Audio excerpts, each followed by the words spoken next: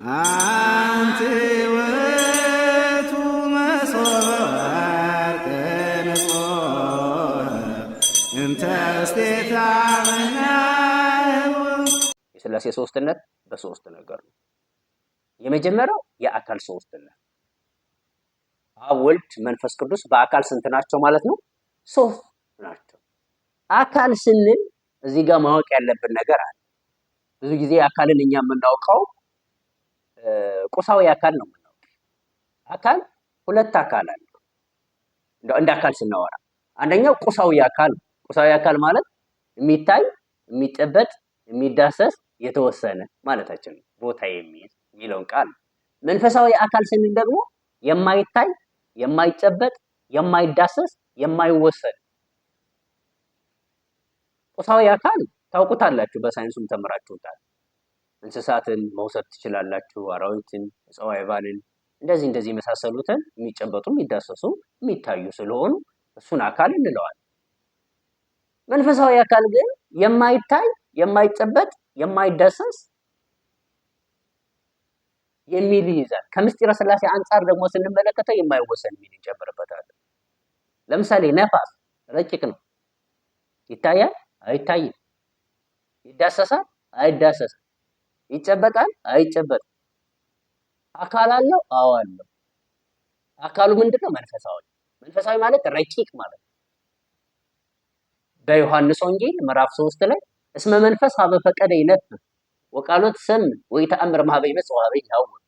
ኢየሱስ ክርስቶስ ለኒቆዲሞስ ምስጢረ ጥምቀትን ሲያስተምረው ነፋስ ወደ ወደደው ይነፍሳል፣ ድምፁን ትሰማለህ፣ ከየት እንደመጣ ወዴት እንደሚሄድ ግን አታውቅም ይላል። ስለዚህ ነፋስ ረቂቅ ነው። እንግዲህ በቴክኖሎጂ እንደምታውቁት ያው በተለያየ መንገድ እየያዙ መኪና የሚሽከረከርበት ጎማው ውስጥ የገባው ነፋስ ነው አይደለ? ኳስን ስንወስድ በኳስ ሆኖ የሚጫወቱበት ሰዎች እሱ ነው። ኦክሲጅን ሆኖም በሕክምና የምንጠቀመው እሱ ነው አይደለ? እንደዛ ነው። ግን ምንድነው? ረቂቅ ነው። ከነፋስ ደግሞ የሰው ነፍስ ትረቃለች። ነፍሳችንን አይተናት አናውቅም፣ ጨብጠናትም አናውቅም አይደለ? ምክንያቱም ረቂቅ ስለሆነች ታናግረናለች፣ ታንቀሳቅሰናለች። መያዝ ግን አንችልም። እንዳውም እዚህ ላይ አንድ የተደረገ ጥናት እነዚህ ነጮች መቼም ተመራማሪዎች ናቸው ይባላሉ እና ነፍስ ግን ምን አይነት ናት እስኪ እናዛት ብለው ቤተ ሙከራ ቤት ውስጥ ገብተው ምንም አይነት ቀዳዳ የሌለበት ውስጥ ዶሮ አረዱ። ምክንያቱም ለምንድን ነው ሲያርዱ? የዶሮውን ነፍስ ለመያዝ ነበር እነሱ ሀሳባቸው። የሚያንቀሳቅሰው ምንድን ነው ብሎ ግን ቤት እንደወጣች ወዴት እንደሄደች አላወቁም።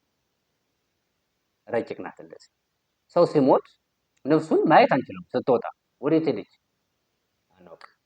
ምክንያቱም ረቂቅ ስለሆነች ነው። ከሰው ነፍስ በላይ ደግሞ መላእክት ረቂቃን ናቸው።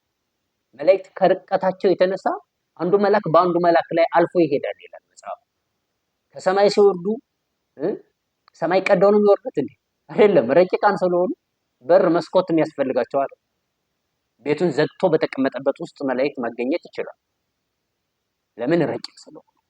ለሰው እንኳን ሲገለጡ ሰው ሊያየው በሚችል መልኩ ነው የሚገለጡት እንጂ በመላእክታዊ ባህሪያቸው አይገለጡም። ኦሪት ዘፍጥረት ምዕራፍ 19 ስትመለከቱ ሁለቱ መላእክት ለሎጥ እንደተገለጡለት ይናገራል። በምን አምሳል? በሰው አምሳል። ከዛ ነው። ከመላእክት በላይ ደግሞ የመላእክት አእምሯቸው በጣም ረቂቅ ነው። ከመላእክት አእምሮ በላይ ደግሞ ሁሉን የፈጠረው እግዚአብሔር ረቂቅ ነው። አብ ወልድ መንፈስ ቅዱስ ረቂቃን ናቸው። በዮሐንስ ወንጌል ምዕራፍ 4 ላይ እንደተገለጠው እግዚአብሔር መንፈስ ነው ይላል። መንፈስ ነው ማለት ረቂቅ ነው። ስለዚህ ሥላሴ በአካል ናቸው ስንል እኛ የምናውቀውን አካል እንዳናስብ ለማድረግ ይሄንን ማምጣት ያስፈለገኝ። የሥላሴ አካል አንደኛ ምንድነው? መንፈስ ነው፣ ረቂቅ ነው። ሁለተኛ ምንድነው? ምሉዕ ነው፣ አይወሰንም። በጊዜ አይወሰንም፣ በቦታ አይወሰንም፣ በሁኔታ አይወሰንም። በጊዜ አይወሰንም ስንል የሰው ልጅ ለምሳሌ የተወሰነ ነው። እኛ ከመወለዳችን በፊት አልነበርም። በጊዜ ተወሰነ ማለት ነው። በጊዜ ተወሰነ። ሥላሴ ግን ያልነበሩበት ጊዜ አልነበረም፣ የማይኖሩበት ጊዜ የለም። ጊዜ አይወስናቸው። እምቅድመ ዓለም ወእስከ ለዓለም ሀሎ እግዚአብሔር በመንግስቱ። ከዓለም በፊት እና እስከ ዓለም መጨረሻ እግዚአብሔር በመንግስቱ አለ ተብሎ ተጽፏል። ዓለማተ ዓለም ሥላሴ ዘአልብክሙ ዓለም ዓለም የሌላቸው ዓለም ራሳቸው ሥላሴ ናቸው እና በጊዜ አይወሰኑ። አንተሳ አንተ ከመ ዋመቲከኒ ዘኢሐልቅ የሚለው መጽሐፉ ማለት በቦታ አይወሰኑም ማለት እኛ በአንዲት አዳራሽ ውስጥ እንወሰናለን። ከአዳራሽም በአንዲት ወንበር ላይ በአንዲት አልጋ ላይ እንወሰናለን። በአንድ ሰዓት ሁሉም ቦታ መገኘት አንችልም። ውሱን ነን። ሥላሴ ግን በሁሉ ሙሉ ናቸው። አንተ በሰማይ ወአንተ በምድር፣ አንተ በባህር ወአንተ በቀላያት። በሰማይ አለ፣ በምድርም አለ፣ በባህር ውስጥም አለ። በዳዊት ንግግር አይትሐውር መንፈሰከ፣ ከአንተ ወዴት ትሄዳለህ? ወደ ሰማይ በወጣ በዚያለሁ ወደ ምድርም እያለ የገለጸው ማለት ነው። እግዚአብሔር በሁሉም ቦታ ያለ በቦታ አይወሰንም። በሁኔታ ስንል አሁን እኔ በዚህ ሰዓት ይህን ትምህርት እየሰጠው ነው። ይህን ትምህርት እየሰጠው ባለውበት በዚህች ቅጽበት ሌላ ስራ መስራት አልችልም። መጻፍ አልችልም በዚህ ሰዓት፣ ማንበብ አልችልም በዚህ ሰዓት፣ መስገድ አልችልም በዚህ ሰዓት። ምክንያቱም በሁኔታ ተወስኛለሁ። እግዚአብሔር አንድ ነገር ሲሰራ በዚያ ስራ ቆይ ይሄንን ሰርቼ ነው ሌላ የምሰራው የሚል አምላክ አይደለም። በአንድ ስራ ሰዓት የፈለገውን ማድረግ የሚችል አምላክ። አንድ ሐኪም በአንድ ጊዜ የሆነ ሰው እያከመ ከሆነ ያንን አክሞ እስከሚጨርሰው ሌላ ታካሚ ቢኖር ይጠብቃል ተራውን እንጂ በዚያ ቅጽበት ሁለቱንም ማስተናገድ አይቻልም።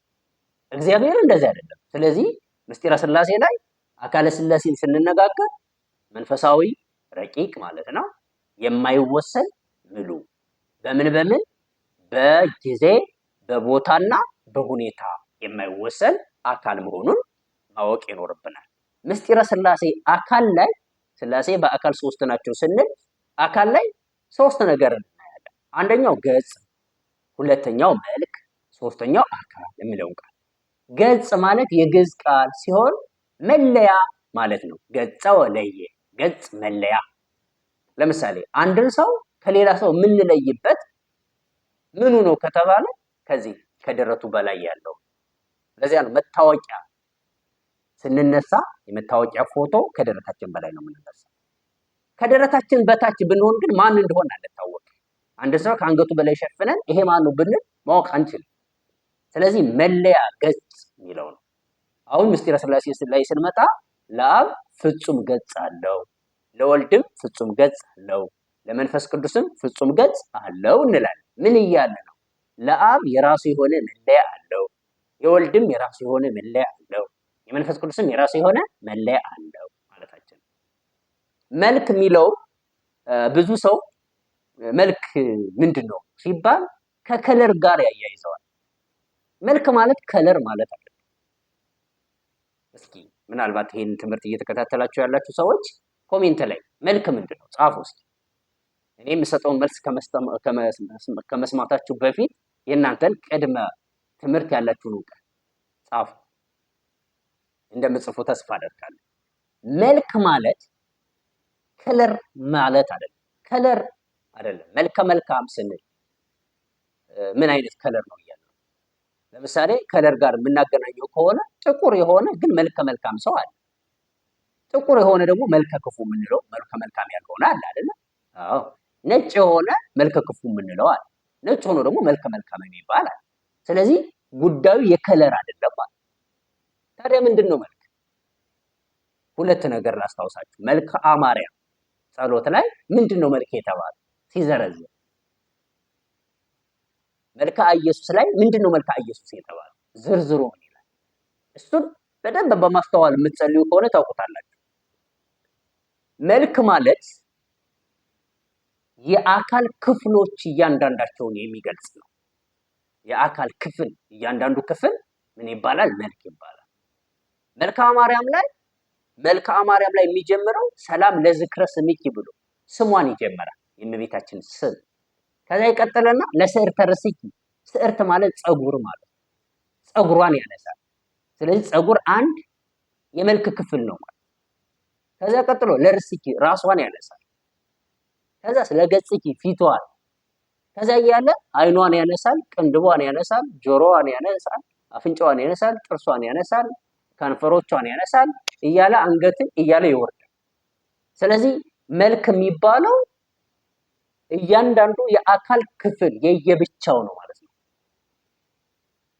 ስለዚህ ለአብ ፍጹም መልክ አለው፣ ለወልድም ፍጹም መልክ አለው፣ ለመንፈስ ቅዱስም ፍጹም መልክ አለው።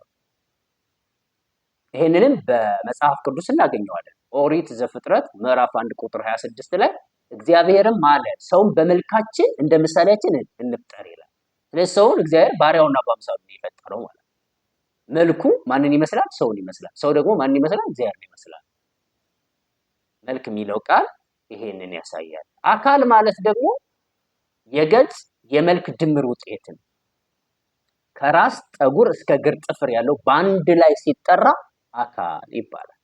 ስለዚህ ለአብ ፍጹም አካል አለው፣ ለወልድም ፍጹም አካል አለው፣ ለመንፈስ ቅዱስም ፍጹም አካል አለው።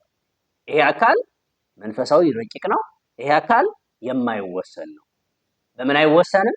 በቦታ አይወሰንም፣ በጊዜ አይወሰንም፣ በሁኔታ አይወሰንም። በጥቅሉ ሥላሴ በአካል ሶስት ናቸው ስንል ይሄንን እያለ ነው።